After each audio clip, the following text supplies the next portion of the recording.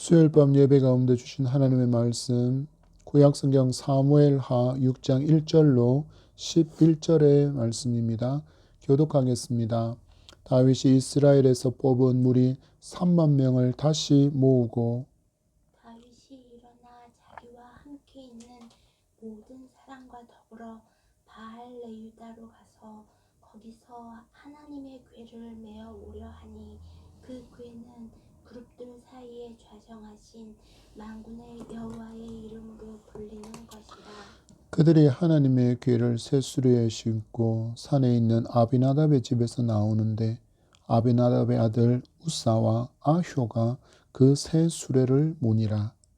그들이 산에 있는 아비나답의 집에서 하나님의 궤를 싣고 나올 때 아효는 궤 앞에 가고 다윗과 이스라엘 온 족속은 잣나무로 만든 여러 가지 악기와 수금과 비파와 소고와 양금과 제금으로 여호와 앞에서 연주하더라. 그들이 나금 타작마당 위를 소들이 뛰므로 우사가 손을 들어 하나님의 궤를 붙들었더라. 여호와 하나님이 우사가 잘못함으로 말미암아 진노하사 그를 그곳에서 치시니 그가 거기 하나님의 궤 곁에서 죽으니라. 여호와께서 우사를 치심으로 다윗이 분하여 그곳을 베레스 우스라 부르니 그 이름이 오늘까지 이르니라. 다윗이 그날에 여호와를 두려워하여 이르되 여호와의 궤가 어찌 내게로 오리요 하고 다윗이 여호와의 궤를 옮겨 다윗 성 자기에게로 메어 가기를 즐겨하지 아니하고 가드 사람 오베데돔의 집으로 메어 가니라. 다 같이 읽겠습니다. 여호와의 궤가 가드 사람 오베데돔의 집에 석 달을 있었는데 여호와께서 오베데돔과 그의 온 집에 복을 주시니라. 아멘. 할렐루야. 하나님께서 우리의 삶이 주인이 되셔서 인도하여 주심으로 이 밤 예배함으로 하루를 마무리하게 하신 하나님을 송축하고 찬양합니다. 이 예배 가운데 임재하시는 하나님을 만나는 가장 복된 기쁨의 시간이 우리 가운데 풍성하기를 또한 축복합니다.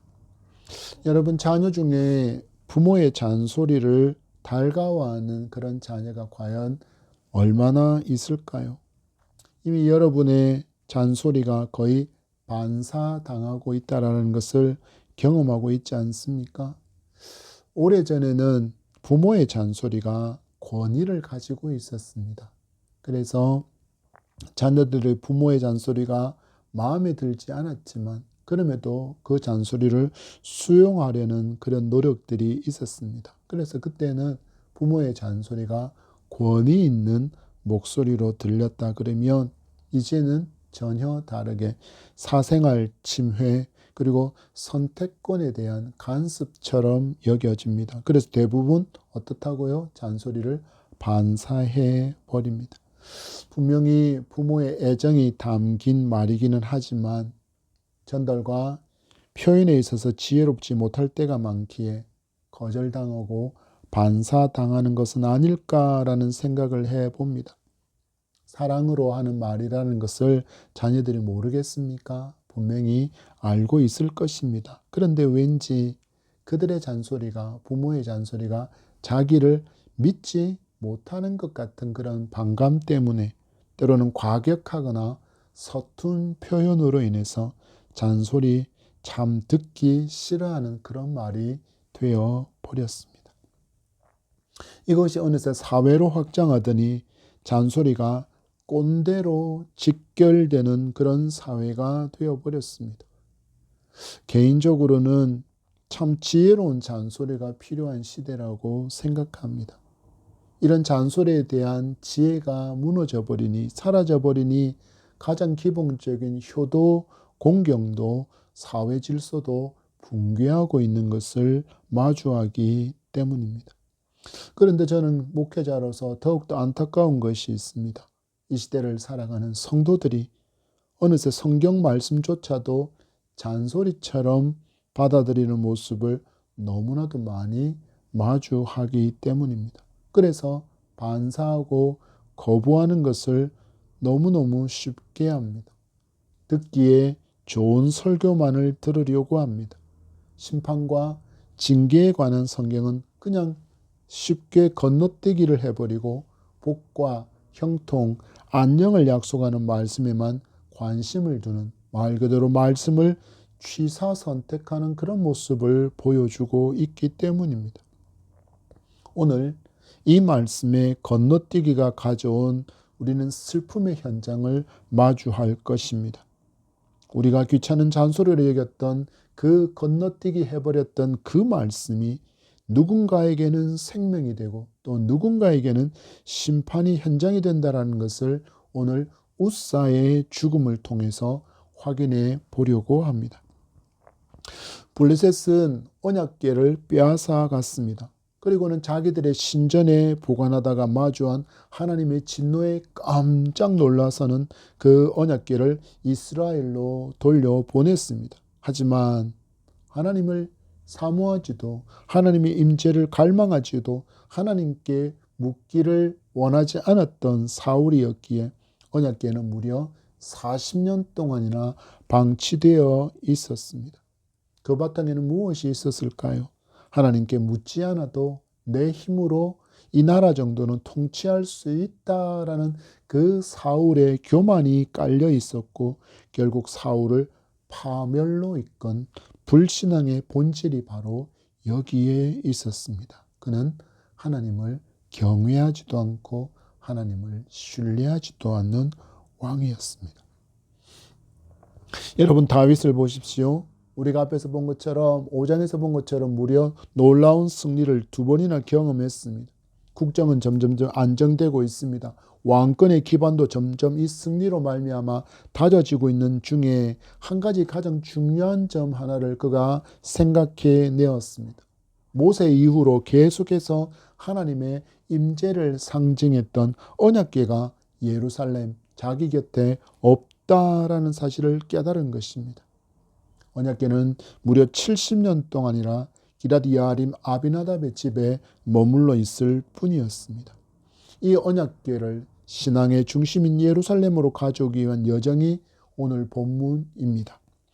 첫 번째 우리가 마주게 되는 강의의 주제는 하나님의 일은 오직 하나님의 방법으로 하라는 말씀을 받기를 원합니다. 우리 1절에서 2절의 말씀입니다. 다윗이 이스라엘에서 뽑은 무리 3만 명을 다시 모으고 다윗이 일어나 자기와 함께 있는 모든 사람과 더불어 바알렐 유다로 가서 거기서 하나님의 궤를 메어 오려 하니 그 궤는 그룹들 사이에 좌장하신 만군의 여호와의 이름으로 불리는 것이라. 아멘. 다윗은 자기에게 주어진 왕권의 확립과 함께 하나님께서 자기를 왕으로 세우면서 그에게 기대하셨던 신정국가의 확립에 이 언약궤는 필수적이라는 것을 확신하고 이 언약궤를 모셔오는 일을 자기가 직접 진두지휘하고 있습니다.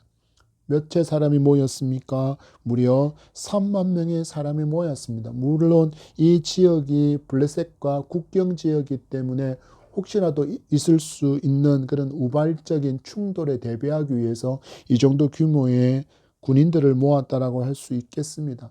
그리고 대신들과 함께 기럇-여아림의 옛 지명인 바알렐 유다로 가서 언약궤를 가져오려고 합니다. 성경을 여러분 가만히 살펴보면 한편으로는 두렵고 또 한편으로는 굉장히 재밌습니다. 위트가 넘친다라고 할 수 있습니다. 오늘 말씀에도 보면 다윗의 실수에 대해서 꼬집듯이 성경이 기록하고 있는 것을 마주하게 됩니다. 성경의 말씀해 보니 거기서 하나님의 궤를 메어 오려 하니 궤는 그룹들 사이에 좌정하신 만군의 여호와의 이름으로 불리는 것이다 라고 이 언약궤의 의미를 설명해 주고 있습니다. 그런데 이 언약궤는 메고 와야 한다라는 것을 성경을 기록한 저자는 아주 중요하게 다루고 있습니다. 다윗은 하나님을 향한 열심과 또한 사모함이 가득했지만 이처럼 중요한 것 하나를 지금 심각하게 놓치고 있습니다. 하나님은 성막과 성물을 다루는 방법에 대해서 이것이 너무나도 중요했기에 모세에게 주신 출애굽기, 레위기, 민수기, 신명기의 말씀을 통해서 계속 반복적으로 이것을 레위인들과 백성들에게 가르치셨습니다. 그런데 다윗은 지금 그 가슴에 뜨거운 열정과 열심은 있는데 하나님의 말씀을 살피고 하나님께 묻고 하나님의 방법대로라는 그 단계를 지금 건너뛰기 하고 있습니다. 다윗은 3만 명의 대군을 이끌고 언약궤의 이동을 백성들에게 보여주려고 했습니다. 그 목적이 무엇이었을까요? 하나님의 영광을 드러내기 위한 일이었습니다. 이런 순수함이 다윗에게 있었으면 누구도 부인하지 못할 것입니다. 그러나 그 열심과 열정이 하나님의 방법이 아니라는 것이 심각한 문제입니다. 민수기 7장 9절의 말씀에 보면 하나님은 성물은 반드시 고핫 자손이 어깨에 메고 이동할 것이다 라고 명령해 두셨지만 다윗은 이 말씀을 알지 못한 것인지 아니면 기억하지 못한 것인지 건너뛰기 하고 말았습니다. 어떤 일이 일어납니까? 우리 3절의 말씀 봤습니다. 그들이 하나님의 궤를 새 수레에 싣고 산에 있는 아비나답의 집에서 나오는데 아비나답의 아들 우사와 아효가 그 새 수레를 모니라. 아멘. 이 장면을 보시며 이렇게 우리가 테이프를 리와인드 되감게 하는 것처럼 보면 이 장면은 블레셋 지경에 하나님의 큰 진노가 이 언약궤로 말미암아 임했을 때 이 언약궤를 이스라엘로 보낼 때 사용했던 그 장면하고 굉장히 많이 닮아 있습니다. 다윗에게 정말 여기에 모인 많은 사람들에게 하나님을 향한 정성과 하나님의 열심은 분명히 있습니다. 그들은 하나님의 언약궤를 옮기기 위해서 심지어 새로운 수레까지도 만들었습니다. 여러분 얼마나 정성을 쏟고 있습니까? 그러나 문제는 이것이 하나님의 방법이 아니라는 것입니다. 다윗은 굉장히 효율적이고 세련된 세상의 방법을 본떠서 자기만의 예배 방식을 디자인하고 있는 모습을 우리에게 보여주고 있습니다. 여러분 이 장면은 지금 이 시대에 큰 경종을 울리는 장면이라는 것을 아셔야 합니다. 이 시대에 많은 예배가 사람 중심으로 흘러갑니다. 하나님께서 즐겁고 기쁘게 받으시는 예배가 아니라 사람이 흥겹고 즐겁고 기쁜 예배의 모습이 가득하고 너무나도 강해지고 있습니다. 그 예배 현장을 주목해 보십시오. 세련된 조명이 있습니다. 웅장하게 심장을 때리는 듯한 거대한 사운드가 있습니다. 감정을 자극하는 멘트도 있습니다. 그리고 대부분 찬양 콘서트 형식의 예배가 주를 이루고 있습니다. 하지만 어느 순간 예배가 내가 얼마나 감동을 받았는가에만 집중되고 있습니다. 여러분, 예배가 인간의 만족이 어느새 성공의 기준처럼 세워져 있습니다. 야, 그 집회 갔더니 은혜로웠다가 아니라 야, 그 집회 갔더니 너무나도 분위기도 좋고 사운드도 좋고 찬양 인도자들의 실력도 좋고 조명도 좋고 영상도 좋고라고 그렇게 평가하고 있다라는 것입니다. 하나님을 향한 예배가 아니라 인간의 감정을 자극하고 그곳에 만족을 주려는 종교적인 카타르시스로 전락할 위험성이 심각한 예배가 지금 많은 예배의 현장이기 때문입니다. 그러나 하나님은 무엇을 기대하셨습니까? 3만 명이 모여있는 그 오케스트라의 화려함보다는 말씀에 순종하며 순전함으로 고핫 자손이 언약궤를 어깨에 짊어지고 읊조리듯이 한 발 한 발 내디디면서 하나님을 찬양하는, 하나님을 송축하는 그 찬양의 소리가 하나님 앞에 더 향기로운 찬양이라는 사실들을 여러분 우리는 분명히 기억해야 합니다. 복음의 본질을 잃어버린 예배, 예배가 하나님께 드리는 거룩한 예식이라는 그 의식이 어느새 무너져버린 예배, 그리고는 화려함으로 다윗처럼 수만 명의 군중과 수많은 악기들과 수많은 찬양하는 자들을 동원한 그런 모습이 아니라 하나님 앞에 진솔하고 말씀에 오롯이 순종하는 그 모습을 더 중히 여기는 것이 아니라 이제는 화려함으로 포장해서 어떻게 하면 사람들을 더 많이 모을까? 어떻게 하면 더 편리하게 예배할까라는 그런 실용적인 관점의 예배가 지배하지 않도록 여러분, 우리는 세상이 그런 길을 간다라고 할지라도 우리는 성경이 요구하는 좁은 길로 가기를 힘쓰는 성도들이기를 바랍니다. 여러분, 새 수레라는 이 시대가 요구하는 문화의 어떤 패러다임이 아니라 고앗 자손이 어깨에 맨 그 언약궤를 하나님께서 더 기뻐하신다는 것을 여러분 굳게 믿고 우리 순전함으로 하나님의 방법으로 하나님의 일을 하는 믿음의 성도로 살아갈 수 있기를 소망합니다. 여러분, 다윗처럼 화려함을 준비하는 것, 새 수레를 준비하는 것으로 우리는 보통 정성을 다했다라고 합니다. 하나님께 내가 할 수 있는 모든 정성을 다 쏟았습니다라고 말하지만 여러분, 그 열심과 그 열정과 그 준비함과 그 정성이 하나님의 말씀을 대체할 수는 없습니다. 순전한 믿음으로 말씀에 순종함으로 예배할 때 이 예배를 하나님께서 기뻐하시고 받아주시며 그 가운데 임재하시는 놀라운 하나님의 임재의 영광을 누리게 될 줄 믿습니다. 우리 두 번째 강의의 주제를 봤습니다. 그렇던 예배에 심각하게 반응하시는 하나님을 주목해야 합니다. 여러분, 4절과 7절의 말씀입니다. 그들이 산에 있는 아비나답의 집에서 하나님의 궤를 싣고 나올 때 아효는 궤 앞에서 가고 다윗과 이스라엘 온 족속은 잣나무로 만든 여러 가지 악기와 수금과 비파와 수고와 양금과 재금으로 여호와 앞에서 연주하더라.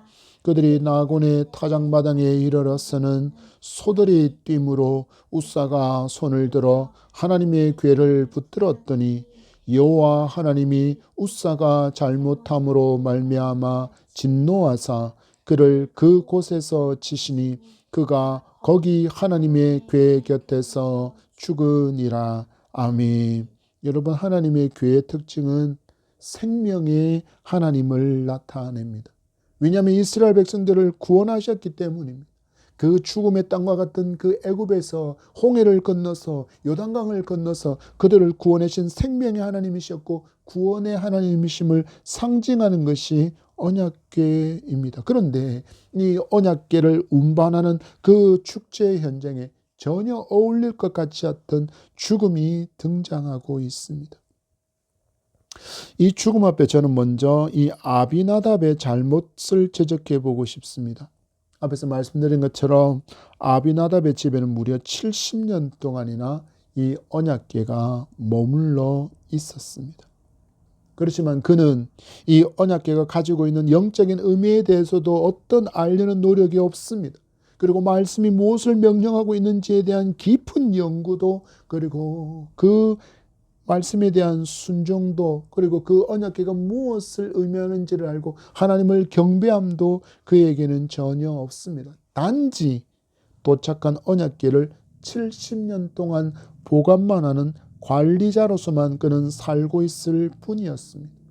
좀 더 적나라하게 표현해 보면 하나님의 언약궤가 하나님의 영광의 임재라는 그런 두려움의 대상이 아니라 70년 동안이나 우리 집 거실에 늘 있던 가구의 하나 정도로 지금 여긴 사람이 우사라는 것이 그것을 보여주는 증거라 하겠습니다.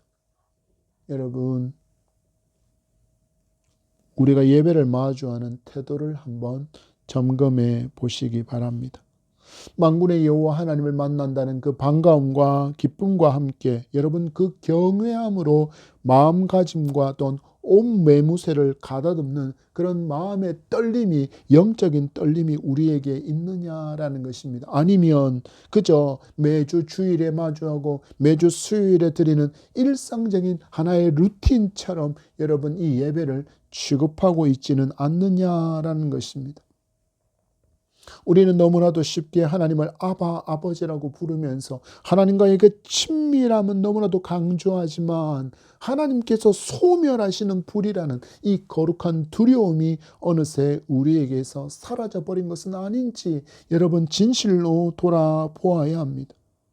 아비나답이 이런 태도로, 그의 아들이 우사가 이런 태도로 하나님의 언약궤를 대하고 있었기에 그는 결국 말씀에 불순종하게 되는 것입니다. 그런데 이 가문과 대조적으로 오벳 에돔의 가문은 전혀 그렇지 않았습니다. 하나님의 언약궤가 집에 3개월 동안 머물렀지만 하나님을 경외함으로 이 언약궤를 대했고 그리고 하나님을 예배함으로 복을 받았다라고 성경이 분명히 기록하고 있기 때문입니다. 여러분 너무나도 많은 차이지 않습니까? 70년과 3개월입니다. 70년 동안이란 놀라운 복을 받을 기회가 아비나답의 집에 주어졌지만 아비나답의 가문을 향하여서는 복을 받았다, 복을 받았다, 복을 받았다라는 어떤 언급도 성경에는 나타나지 않기 때문입니다. 그러나 단 3개월 동안 하나님의 언약궤를 품고 그 언약궤가 하나님의 상징인 줄 알고 하나님의 임재인 줄 알고 그 하나님을 바라보며 하나님께 예배했던 오벳 에돔의 집에 하나님은 3개월 동안에 복을 주셨다라고 성경은 기록하고 있습니다. 질문합니다. 여러분, 우리는 누구를 더 닮아 있습니까? 인격적으로 하나님을 만난 기쁨과 그 감격을 누린 오벳 에돔의 3개월 그리고 70년 동안이나 신앙생활을 했지만 은혜도 없고 감격도 없고 기쁨도 없이 그저 종교 생활만 하고 있었던 그 아비나답. 여러분 우리는 누구를 더 닮아 있고 그리고 누구를 더 사모해야 합니까? 언약궤가 옮겨지는 현장으로 다시 가봅시다. 화려함과 축제와 같은 기쁨의 현장입니다. 여러분 상상해 보십시오. 잣나무로 만든 여러 가지 악기가 동원되었다라고 이야기합니다. 여러분 지금 대형교회가 예배할 때 찬양대들을 앞서고 그 속에 있는 어마어마한 오케스트라의 숫자를 생각해 보십시오. 작은 교회 하나, 중소규모 교회 하나 정도가 될 만큼의 오케스트라와 성가대원들이, 찬양대원들이 거기 앉아 있지 않습니까? 3만 명입니다. 여러분 그것보다도 훨씬 더 많은 사람들이 모여서 하나님을 송축하고 있습니다. 악기를 동원해서 찬양하고 있습니다. 수금이 등장합니다. 비파, 소고, 양금, 재금으로 음악 소리로, 악기의 소리로 지금 거리가 가득히 채워지고 있습니다. 그런데 이 예배를 하나님께서 기뻐하지 않으십니다. 무슨 이유인지 성경에는 정확하게 그 이유가 드러나고 있지는 않지만 나곤의 타작마당에 이르렀을 때 소들이 뛰기 시작했다라고 기록하고 우사가 하나님의 궤가 술에서 떨어질까 봐 그것을 손으로 붙들었다라고 말씀하고 있습니다. 하나님께서는 이 행위를 향하여서 진노로 갚으시고 언약궤 옆에서 우사가 죽음을 맞게 됩니다. 여러분 조금까지 어떤 상황이었습니까? 축제 현장이었습니다. 어마어마한 찬양대들이 찬양을 부르고 어마어마한 악기들이 풍악을 울리면서 함께 여호와의 언약궤가 예루살렘 성으로 옴을 기뻐하고 춤추며 찬양하며 영광하고 송축했습니다. 그런데 갑자기 이 축제의 현장이 죽음과 공포의 현장이 되어 버렸습니다. 여러분 보십시오. 이 장면을 보십시오. 모든 예배의 요소가 갖춰져 있습니다. 그리고 넘치는 숫자와의 성도, 그리고 악기가 만들고 있는 모든 찬양의 소리가 그 공간을 가득히 채웠지만 정작 중요한 하나님을 경외함과 말씀에 대한 전적인 순종이 빠져 있었기에 일어난 슬픈 사건의 현장이 바로 여기에 있습니다. 여러분 기억하십시오.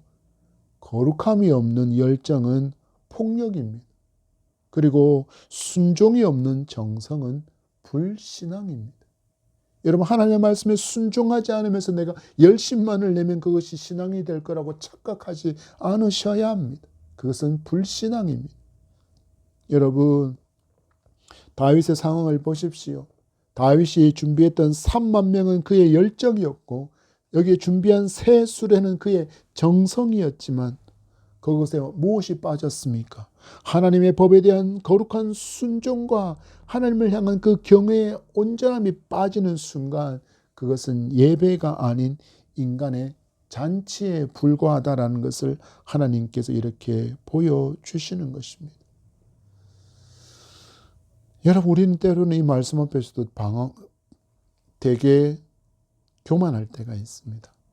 왜 교만하냐고요? 우리 예배에 이런 일이 일어나지 않기 때문입니다.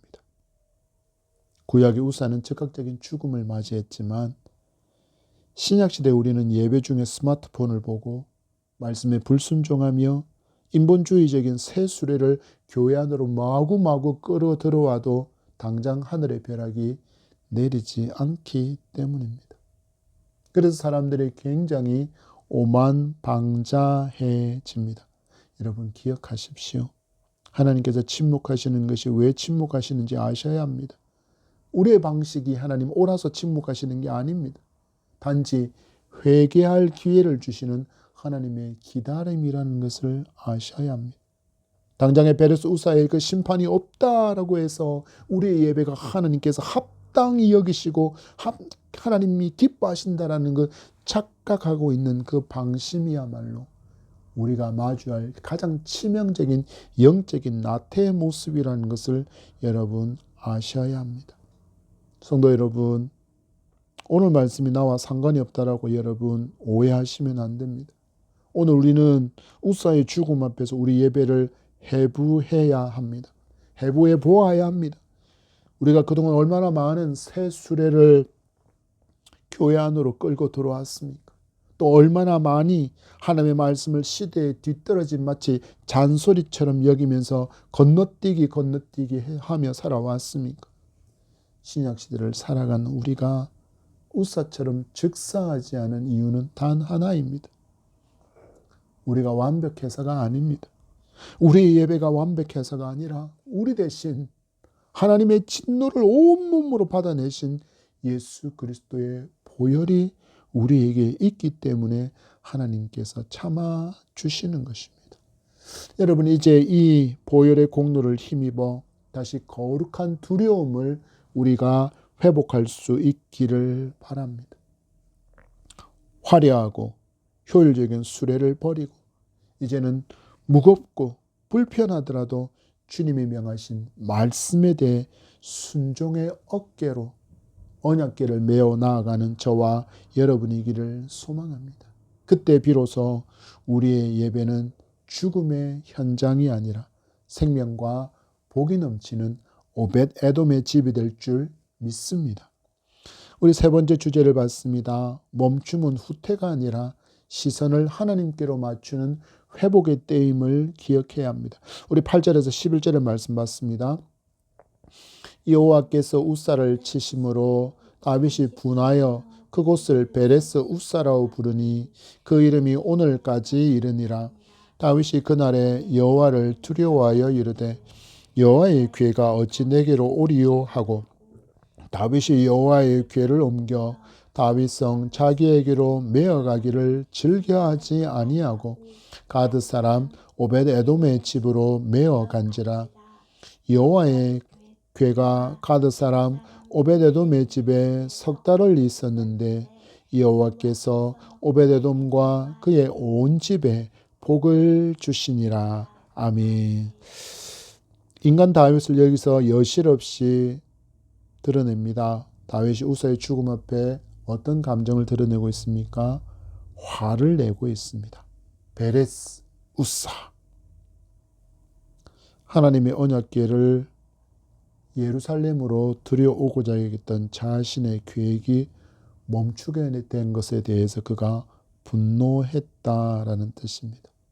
그리고 잠시 뒤에 보니까 이 분노가 두려움으로 바뀌고 있는 말씀도 기록하고 있습니다. 그런데 문제가 또 있습니다. 다윗은 분노를 두려움으로 바꿀 뿐 하나님 앞에서 묻는 장면이 없습니다. 다윗이 가장 잘했던 게 무엇입니까? 하나님께 묻는 것이었습니다. 하나님 올라갈까요? 하나님 어떻게 할까요? 늘 하나님께 묻던 인생이 이제 하나님께 묻지 않고 있습니다.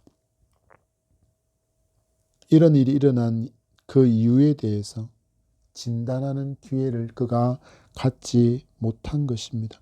그러면서 그가 어떻게 반응합니까? 단지 두려움으로 인해서 언약궤를 다시 변방인 가드 지방 오벳 에돔의 집으로 보내버리고 있습니다. 여러분, 왜 이랬을까요? 다윗이 왜 이랬을까요? 그가 경험했던 하나님을 우리는 살펴보아야 합니다. 다윗은 도와주시는 하나님을 경험했습니다. 다윗은 채워주시는 하나님을 경험했습니다. 다윗은 승리를 주시는 하나님을 경험했습니다. 그리고 자기에게 말씀하신 대로 언약을 성취하시는 하나님만을 그는 지금까지 경험해 왔습니다. 그런데 지금 어떤 하나님을 만나고 있습니까? 죽음의 하나님을 만나니까 겁이 덜컥하고 나버렸습니다. 자기는 분명히 새 수레와 수많은 군인들, 찬양대와 오케스트라가 함께한 거대한 축제의 예배로 하나님을 섬기고 있는데 하나님께서 지금 무엇으로 응답해 주신 것입니까? 죽음으로 응답해 주신 거예요. 하나님의 거룩함이 가진 그 위험 앞에 그가 압도당해버린 후에 그가 표현하기를 내가 감당할 수 없는 하나님이라는 그 두려움에 그만 언약궤를 멀리 보내버립니다. 어떤 하나님을 만났습니까? 도와주시는 하나님, 채워주시는 하나님, 승리를 주시는 하나님, 언약을 성취하시는 하나님을 그가 하나님으로 알고 있었는데 갑자기 하나님이 죽음의 하나님으로 등장하니 겁이 나버렸습니다. 하나님이 갑자기 너무 불편해졌습니다.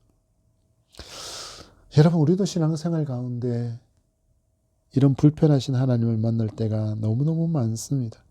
내가 원하는 대로 하나님을 섬기려고 최선을 다했는데 내가 기대하는 바가 전혀 이루어지지 않고 오히려 어려움과 위기와 실패가 찾아오는 바로 그때가 굉장히 불편한 하나님을 만나는 시간입니다. 이런 상황을 만나면 많은 사람들이, 많은 성도가 하나님을 의심하기 시작합니다. 뭐지?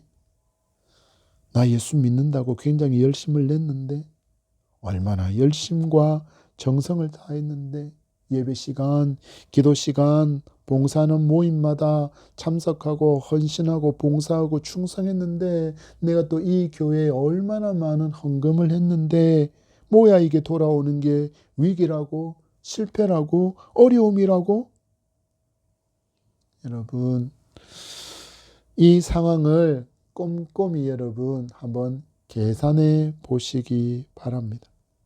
내가 행한 일, 하나님을 위해서 내가 했노라고 말한 그 일들과 내가 하나님께 드린 그 모든 것, 그리고 나 자신, 여러분 내 겁니까? 하나님 겁니까? 여러분 착각하지 않으셔야 합니다. 우리는 언약궤를 집에 오래 있던 가구처럼 여기고 있는 우사처럼 그렇게 하나님을 취급하고 있지는 않는지 돌아보셔야 합니다. 언약궤가 거기에 있기에 마치 내 소유의 하나인 것처럼 여러분 착각하지 않아야 한다라는 것입니다. 여러분, 모든 것의 주인은 우리 하나님 여호와 하나님이십니다. 이 땅을 살아가는 동안에 하나님의 나라와 의를 구하는 삶을 살라고 우리에게 모든 것을 맡겨주신 것입니다. 그런데 안타깝게도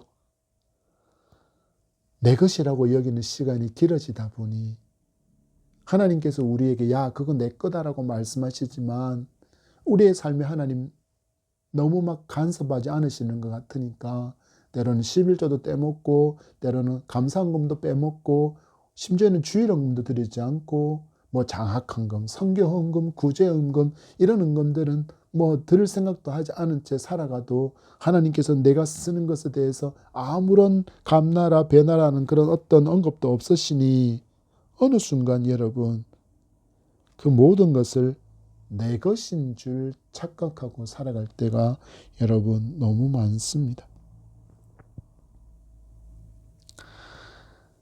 여러분 문제가 또 뭔지 아십니까?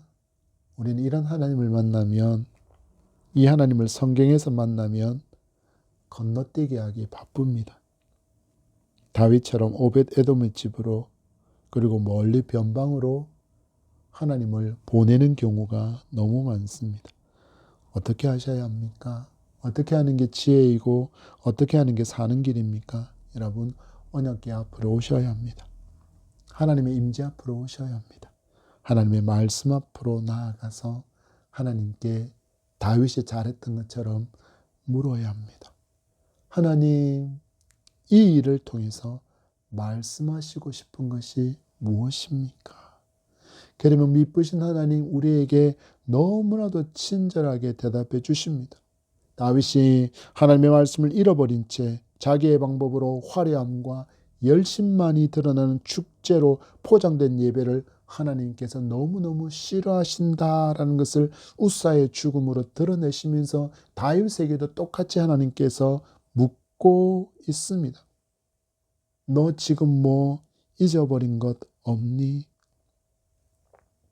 여러분 우리에게도 하나님은 우리가 마주한 실패 앞에 그리고 어려움과 위기와 고난을 주시면서 우리에게 이렇게 묻습니다.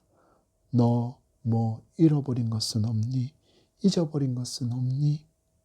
여러분 무엇을 잊어버리셨습니까?